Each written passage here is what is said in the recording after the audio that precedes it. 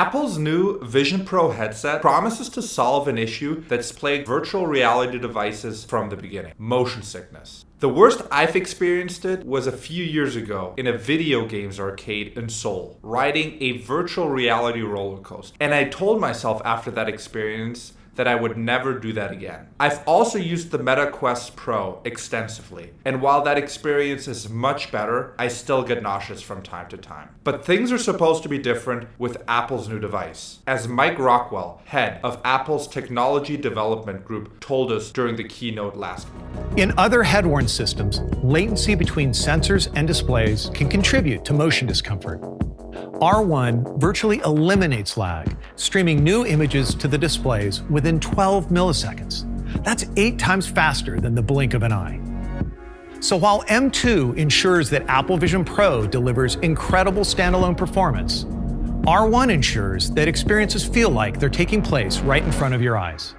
Providing the headset with enough computational power to make this experience work while also staying cool and having an acceptable battery life was one of the hardest challenges Rockwell's group had to overcome. Initially, they thought they could solve this problem by offloading most of the computation to an external base station that would run in parallel to the device. However, when in 2019, Apple executives demoed 2 versions of the product, one with a base station and one without a base station, they decided to go with the device that had no base station. This was surprising to his group because the device with a base station had superior graphics thanks to the added compute. But it just wasn't the user experience that the design team and the rest of Apple's leadership wanted. This decision likely added several years to the development of the device, because now Rockwell's group had to figure out how to pack all this compute into the headset itself. Ultimately, they were able to pull it off, delivering the user experience Apple's design team expected while also making it technologically feasible.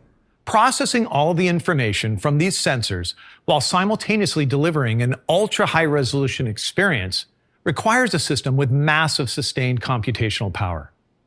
It also has to remain cool and quiet. At the foundation of this system is Apple Silicon in a unique dual-chip design. It starts with the Apple M2 chip.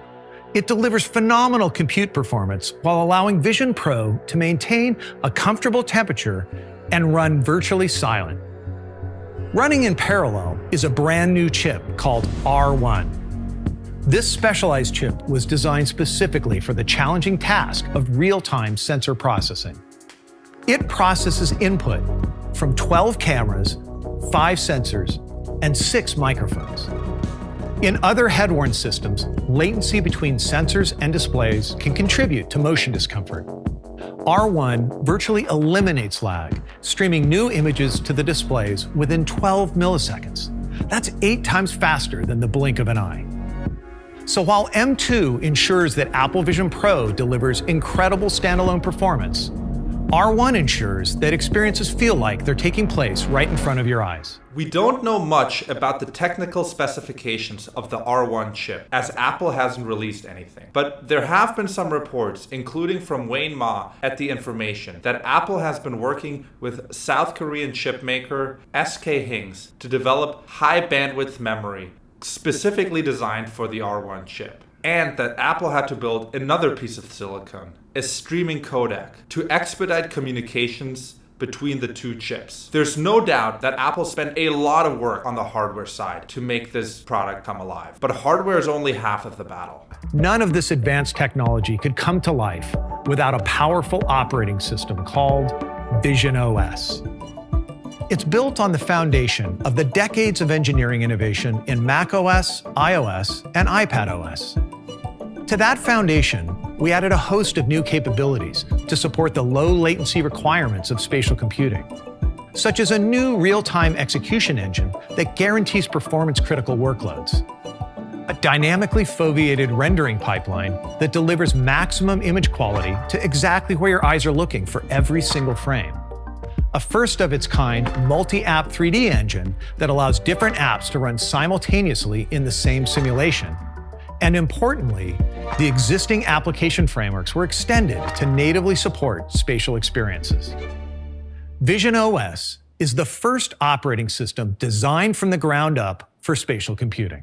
The real-time execution engine is the part of the software stack that makes sure that you won't feel motion sickness. The reason is that it makes sure to always render the input of the 12 sensors and cameras on the displays inside your headset, which makes sure that you constantly see what the headset sees. This is crucially different from other devices, including the Meta Quest Pro, where when the device crashes, your screen freezes and you get nausea immediately because your brain gets screwed up by the fact that you have a static image that you're looking at while your head and your body might be moving. The reason this works is because the operating system is fundamentally different than macOS and iOS. The real-time execution engine is a real-time operating system, which are often used in embedded systems with critical functionality that needs to be ensured. So for example, a car has a real-time operating system that makes sure that it runs and all the critical functionality works, even if the infotainment system crashes. The same applies to the Vision Pro, making sure that even if an application higher up in the operating system stack or the application layer crashes, you see a faithful representation of the outside world displayed inside your screens.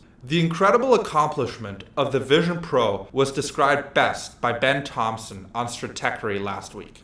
This is, needless to say, the most meaningful manifestation yet of Apple's ability to integrate hardware and software. While previously that integration manifested itself in a better user experience in the case of a smartphone, or a seemingly impossible combination of power and efficiency in the case of Apple Silicon laptops. In this case, that integration makes possible the melding of VR and AR into a single vision. I can't wait for this next era of spatial computing to begin. If you want to follow along with me, consider subscribing to my channel. And if you found this video interesting, consider giving it a thumbs up.